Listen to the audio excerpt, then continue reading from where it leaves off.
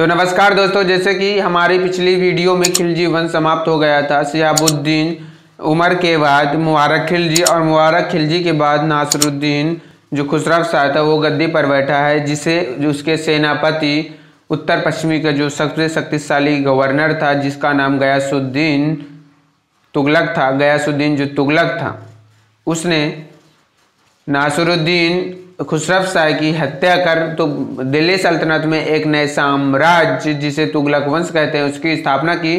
तो चलिए अब हम आज बात कर लेते हैं तुगलक वंश के बारे में। आखिर तुगलक वंश कौन था? तो तुगलक वंश क्या था? तो सबसे अधिक दिल्ली सल्तनत में सबसे अधिक शासन करने वाला अगर वंश की बात करें, डायनेस्टी की बात करें तो तुगलक वंश ही है। और सबसे कम अगर वंश की बात करें कि सबसे कम किसने शासन किया दिल्ली सल्तनत में, तो बात करते हैं खिलजी वंश की। तो चलिए बढ़ते हैं तुगलक वंश की तरफ। बात कर लेते हैं तुगलक वंश की। तो तुगलक वंश की अगर बात करें तो इसका शासन काल 1320 से लेकर 1414 तक रहा। इसकी स्थापना अगर स्थापना की बात करें या संस्थापक की बात करें तो गयासुद्दीन तुगलक ने की। गयासुद्दीन तुगलक के द्वारा दिल्ली सल्तनत में एक नए वंश की स्थापना की गई जिसे हम तुगलक वंश कहते हैं। तो गयासुद्दीन तुगलक द्वारा 1320 में। तो दोस्तों हम बात कर रहे थे तुगलक वंश के बारे में। तो जो गयासुद्दीन तुगलक द्वारा 1320 में नासिरुद्दीन खुसरव शाह की हत्या कर दिल्ली सल्तनत में एक नए वंश तुगलक वंश की स्थापना की गई। अगर हम बात करें कि जो गयासुद्दीन तुगलक था कौन था, तो गयासुद्दीन तुगलक एक उत्तरी पश्चिमी सीमा का एक शक्तिशाली गवर्नर था। उत्तरी पश्चिमी सीमा का एक शक्तिशाली गवर्नर था। ठीक है, उत्तरी पश्चिमी सीमा का एक शक्तिशाली गवर्नर था। यह दिल्ली सल्तनत का प्रथम सुल्तान था जिसने गाजी की उपाधि धारण की। गाजी की उपाधि धारण करने वाला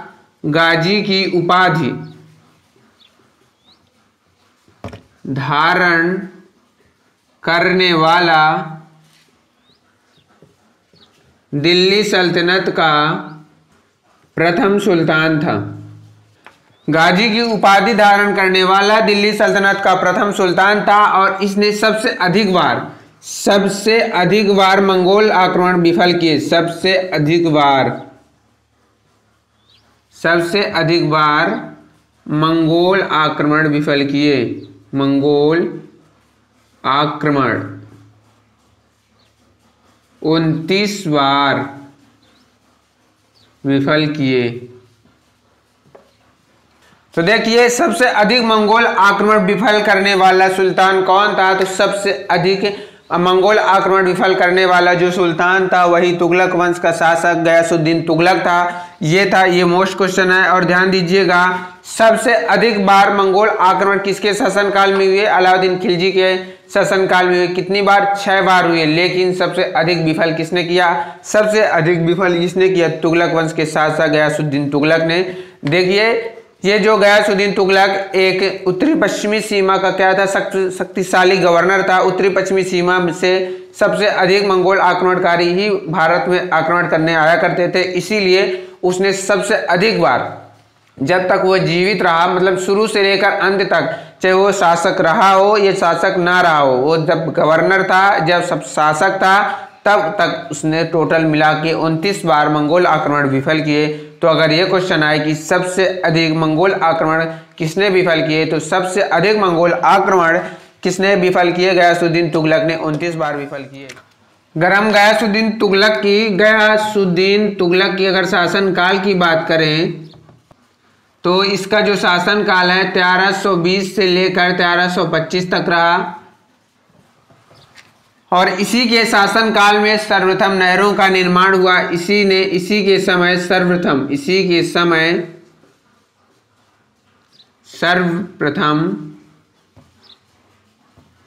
नहरों का निर्माण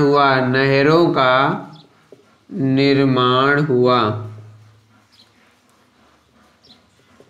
ये भी इंपॉर्टेंट क्वेश्चन है कि किस सुल्तान के तहत या किस सुल्तान के समय सर्वप्रथम दिल्ली सल्तनत में नहरों का निर्माण हुआ? तो सर्वप्रथम दिल्ली सल्तनत में नहरों का निर्माण गयासुद्दीन तुगलक के समय हुआ और इसी के समय सर्वप्रथम दक्षिण भारत के राज्यों को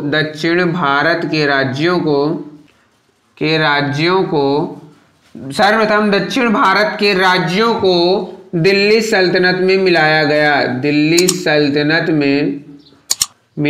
गया।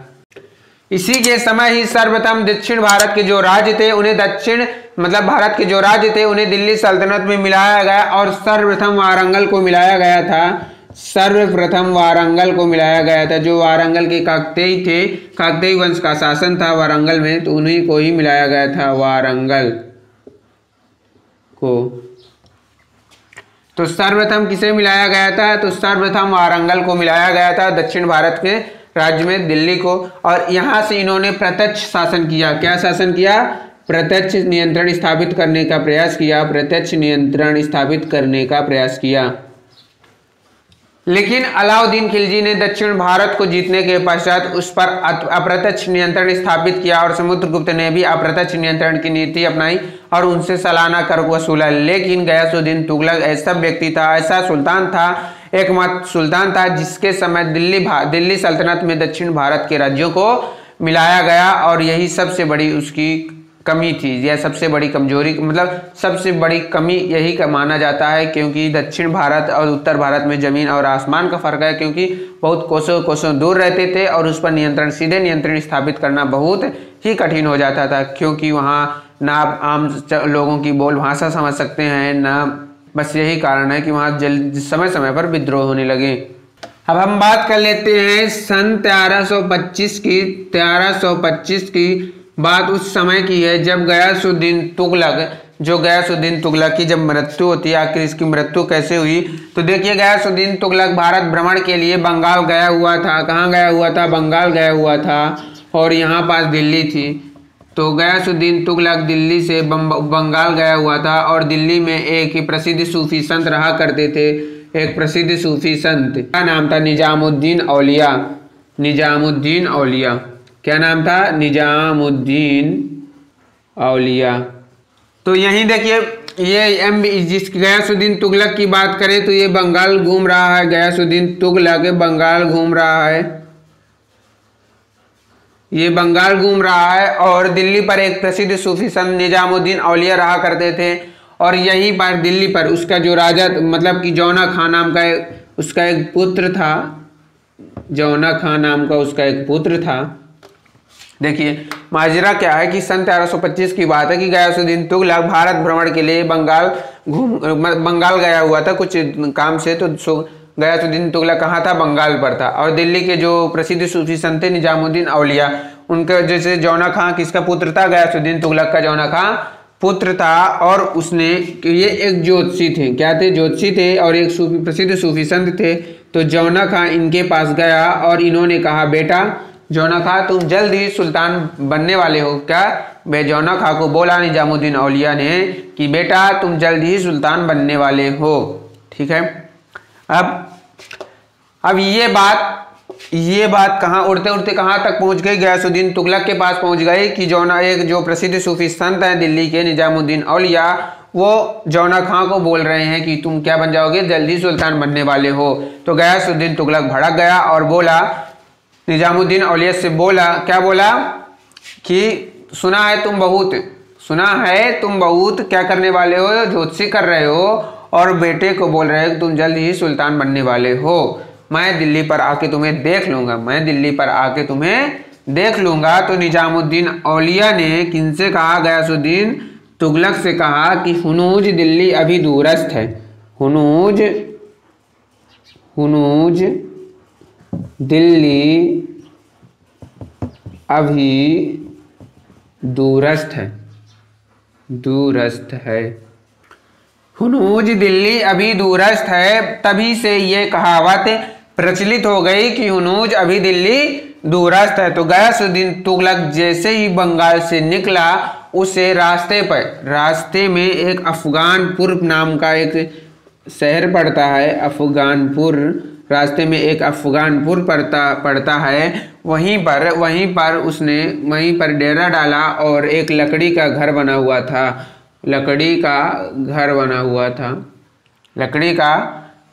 हुआ था। तो गयासुद्दीन तुगलक इसी लकड़ी के घर में 1325 में आराम फरमा रहा था और पीछे हाथी ने धक्का दिया तो जो लकड़ी का घर था वो टूट गया, जिससे गयासुद्दीन तुगलक की मृत्यु हो जाती है। तो गयासुद्दीन तुगलक की मृत्यु कैसे हुई? लकड़ी के घर गिरने से गयासुद्दीन तुगलक की मृत्यु हो गई। और तभी देखिए ये बंगाल से चला लेकिन दिल्ली में अभी नहीं पहुंच पाया, इसलिए निजामुद्दीन जो औलिया थे उनका कथन सत्य हो गया कि हुनूज अभी दिल्ली दूरस्थ है। और जौना खां क्या बन गया? जौना खां दिल्ली का नया सुल्तान बन गया। अब हम बात कर लेते हैं जौना खां के बारे में कि आखिर जौना खां कौन था जो गयासुद्दीन तुगलक के बाद दिल्ली सल्तनत का शासक बना। तो गयासुद्दीन तुगलक के बाद ये तुगलक रहा जो 1320 से 1325 एडी तक शासन किया। अब उसके बाद उसका जो पुत्र था, जिसे हम MBT मोहम्मद बिन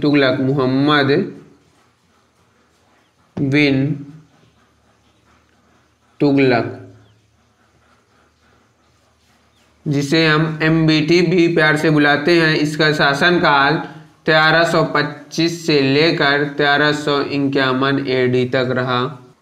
1325 एडी से लेकर 1351 एडी तक रहा, जिसे हम प्यार से MBT के नाम से भी बुलाते हैं। मोहम्मद बिन तुगलक को प्यार से MBT के नाम से बुलाते हैं। और गयासुद्दीन तुगलक का जो पुत्र था कौन था? जौना खां था। इसका मूल नाम की अगर बात करें तो इसका जो मूल नाम था जौना खां था, जो 1325 एडी में मोहम्मद बिन तुगलक के नाम से दिल्ली सल्तनत के गद्दी पर बैठा। और इसने, ठीक है, इसका मूल नाम क्या था? जौना खां था।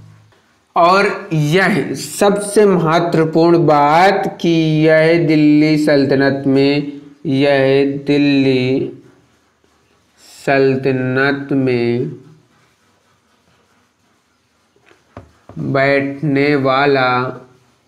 बैठने वाला सबसे बुद्धिमान, शिक्षित,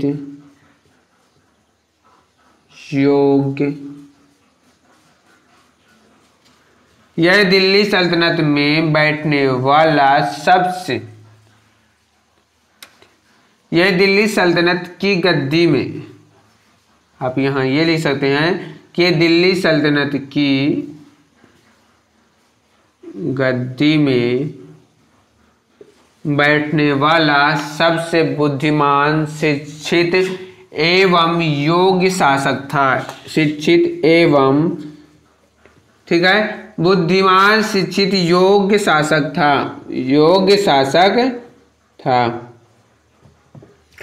तो इसका मूल नाम जौना खां था, जो 1325 एडी में मोहम्मद बिन तुगलक के नाम से दिल्ली सल्तनत की गद्दी में बैठा। यह दिल्ली सल्तनत की गद्दी में बैठने वाला सबसे बुद्धिमान, शिक्षित, योग्य शासक था। इससे पढ़ा लिखा आज तक कोई भी शासक नहीं हुआ। सबसे पढ़ा लिखा शासक यही था। मतलब जितने भी शासक, मतलब जितना अगर बात करें जैसे शिक्षित की, तो सबसे अधिक शिक्षित यही शासक था। ना दिल्ली सल्तनत में, ना मुगल साम्राज्य में, ना जितने भी राजपूत राजा हुए हैं, मतलब जितने भी दिल्ली गद्दी पर बैठे हैं, सबसे योग्य और सबसे पढ़ा लिखा शासक मोहम्मद बिन तुगलक ही था। और इसकी मृत्यु, मतलब कि यह गद्दी पर बैठने के बाद कई योजनाएं चलाता है, जिन्हें हम योजनाओं को भी पढ़ने वाले हैं। हम योजनाओं को कल की क्लास में कवर करेंगे और आज हम मोहम्मद बिन तुगलक की बेसिक जो डिटेल है उससे कवर कर लेते हैं। तो यह गद्दी पर बैठने के बाद कई नवीन योजनाएं चलाता है, जिन पर हम प्रकाश कल डालेंगे। और इसकी जो मृत्यु होती है, अगर हम बात करें इसकी मृत्यु की, तो इसकी जो मृत्यु हो जाती है, इसकी मृत्यु 1351 में होती है। 1351 में इसकी मृत्यु हो जाती है। और इसकी मृत्यु पर बदायूं ने कहा, यह क्वेश्चन मोस्ट इम्पोर्टेंट है, बदायूं ने कहा जैसे ही इसकी मृत्यु होती है तो यह क्वेश्चन इंपॉर्टेंट है कि बदायूंनी ने किस शासक के लिए ऐसा कहा था। तो इसकी मृत्यु पर बदायूं ने कहा अंततः सुल्तान को अपनी प्रजा से और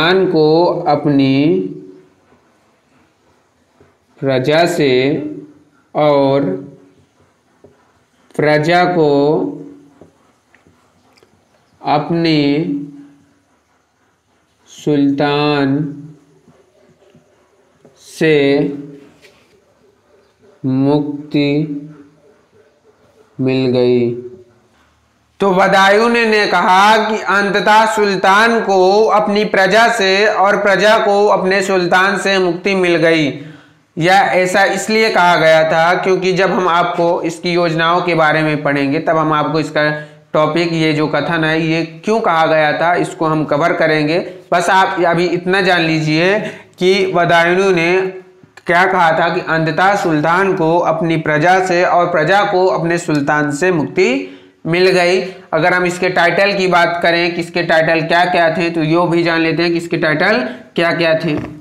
इसे लोग बाग सन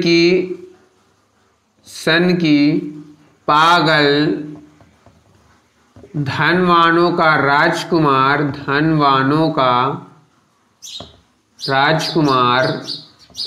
सन की पागल धनवानों का राजकुमार और तो मोहम्मद बिन तुगलक को सन की पागल धनवानों का राजकुमार रक्त पिपासु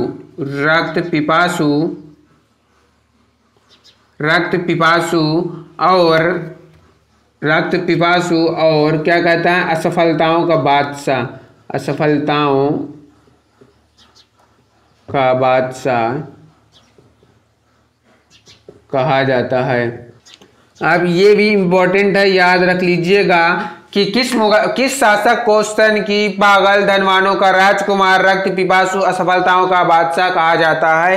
ये देखिए, वो सन की पागल धनवानों का राजकुमार रक्त पिपासु जो असफलताओं का बादशाह, ये टॉपिक आपको समझ में ना आ रहा होगा कि कम से कम कि आखिर मोहम्मद बिन तुगलक को पागल सन की धनवानों का राजकुमार रक्त पिपासु असफलताओं का बादशाह क्यों कहा जाता है, जबकि यह योग्य, शिक्षित और सबसे अधिक पढ़ा लिखा शासक था। और तब भी इसे पागल और सन की क्यों कहा जाता है, इसकी जो हम समीक्षा और गणना करेंगे वो हम कल की वीडियो में बताने वाले हैं। क्योंकि जब हम कल आपको इसकी योजनाओं के बारे में पढ़ाएंगे, इसकी डिटेलिंग वाइज पढ़ाएंगे, तो आपको कुछ इसका मतलब कि आपको हर टॉपिक समझ में आ जाएगा। आप कल का लेक्चर देखना मत भूलिएगा, ठीक है। यदि आपको ये वीडियो पसंद आ रहा हो तो वीडियो को लाइक जरूर कीजिएगा। चलिए अब हम बात कर लेते हैं इसी के समय सबसे चर्चित यात्री इब्न बतूता आया था, जो मोरक्को का एक यात्री था। तो हम बात कर लेते हैं इब्न बतूता के बारे में, क्योंकि इब्न बतूता जो है 3 नंबर के लिए बहुत इंपॉर्टेंट है। तो इसी के समय लिखेंगे कि इसी के समय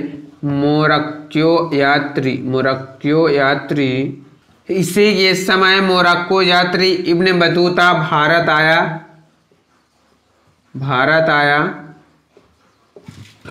अगर बात करें इब्न बतूता कौन था, तो आप ये लिख सकती हैं कि यह मोरक्को यात्री था जो मोहम्मद बिन तुगलक के समय भारत आया था और इसे 1333 में दिल्ली का MBT ने मोहम्मद बिन तुगलक ने दिल्ली का मुख्य काजी नियुक्त किया। दिल्ली का मुख्य काजी नियुक्त किया। इसी के समय मोरक्को यात्री इब्न बतूता जो है भारत आया था और 1333 में MBT ने दिल्ली का मुख्य काजी से नियुक्त किया। जो मुख्य काजी होता है वो बहुत बड़ा पद होता है, जो पूरे सल्तनत में जितने भी इस्लामिक धर्म होते हैं, मतलब जो भी इस्लामिक लोग होते हैं, उनका सबसे बड़ा नेता जिसे हम काजी कहते हैं, और वो भी दिल्ली का मुख्य काजी नियुक्त किया इब्न बतूता को। और 1342 में 1342 में राजदूत के रूप में चीन भेजा और इसने एक अरबी पुस्तक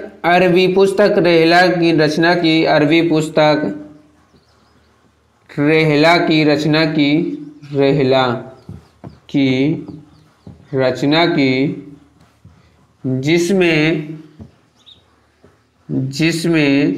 सती प्रथा का उल्लेख है, सती प्रथा का उल्लेख है। तो इब्न बतूता जो था मोरक्को एक यात्री था जो एमबीटी के समय भारत आया था। इसे 1333 में एमबीटी ने दिल्ली का मुख्य काजी नियुक्त किया और 1342 में राजदूत के रूप में चीन भेजा था और अरबी पुस्तक रेला की रचना की। अगर इसकी पुस्तक की बात करें तो इसकी पुस्तक का नाम रेला है जो अरबी भाषा में है और इसमें क्या बात मतलब कि पता चलता है कि इसने सती प्रथा का इसमें उल्लेख किया था। तो अरबी पुस्तक रेला की रचना की जिसमें उसने सती प्रथा का उल्लेख किया है। यदि आपको एमबीटी का मतलब कि कुछ भी जैसे ये टॉपिक हुई एमबीटी और कुछ टॉपिक हैं एमबीटी के बारे में जान लेते हैं उन्हीं को भी। इसी के समय सबसे अधिक सूबे थे जिनकी संख्या 27 थी, 27 सूबे थे, ठीक है। तो इसी के समय सबसे अधिक सूबे 27 थे। और अगर बात करें तो ये धार्मिक रूप से सहिष्णु था, धार्मिक रूप से सहिष्णु था।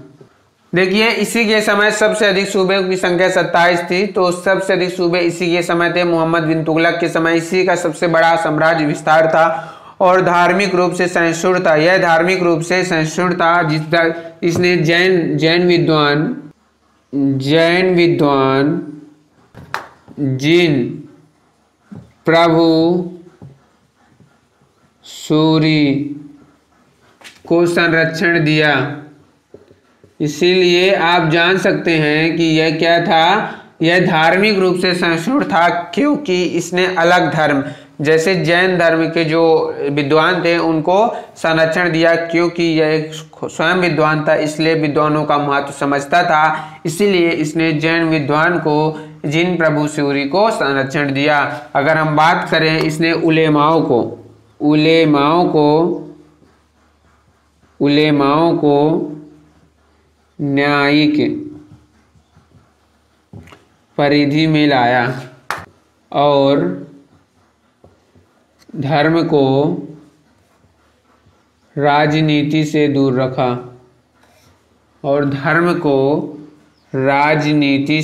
रखा तो देखिए जैन विद्वान जिन प्रभु सूरी को इसने संरक्षण दिया था। अगर हम बात करें उलेमाओं की तो उलेमा कौन थे, तो उलेमा जिसे हम इस्लाम धर्म का जानकार जिसे हम काजी कहते हैं, तो उलेमाओं की अगर परिभाषा लिखना है तो आप लिख सकते हैं कि इस्लाम का जानकार।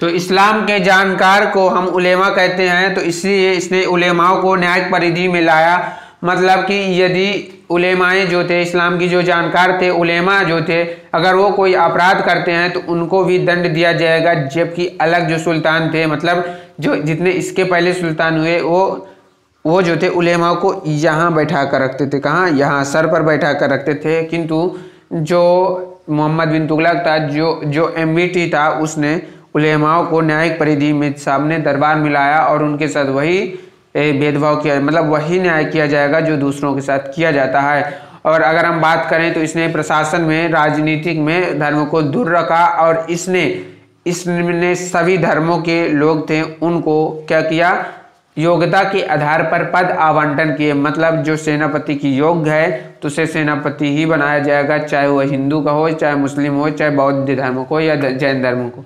मतलब जो कोई भी जिस धर्म का होगा उसी धर्म के लोगों को न बनाकर मतलब कि सभी धर्म के लोगों को योग्यता के आधार पर पद दिए जाएंगे। यदि आपको मोहम्मद बिन तुगलक से कोई भी डाउट है, कोई भी क्वेश्चन है तो हमें प्लीज़ कमेंट बॉक्स में बताइएगा। यदि आपको ये वीडियो पसंद आया हो तो वीडियो को लाइक कीजिएगा। और हम पढ़ने वाले हैं कल की वीडियो में मोहम्मद बिन तुगलक के जो योजनाएँ थी, आखिर उसे सन की पागल, असफलताओं का बादशाह, धनवानों का राजकुमार क्यों कहा जाता है, इसे हम कल की वीडियो में डिस्कस करेंगे हैं। और यदि आपको ये वीडियो पसंद आया हो तो वीडियो को लाइक करते जाइएगा और चैनल को अभी तक सब्सक्राइब नहीं किया है तो प्लीज़ सब्सक्राइब कर लें और बेल आइकन को प्रेस करके दोस्तों के साथ शेयर कर दें। चलिए मिलते हैं नेक्स्ट वीडियो में, तब तक के लिए जय हिंद, जय Bharat. Thanks for watching this video. खुश रहिए और खुशियाँ बांटते रहिए।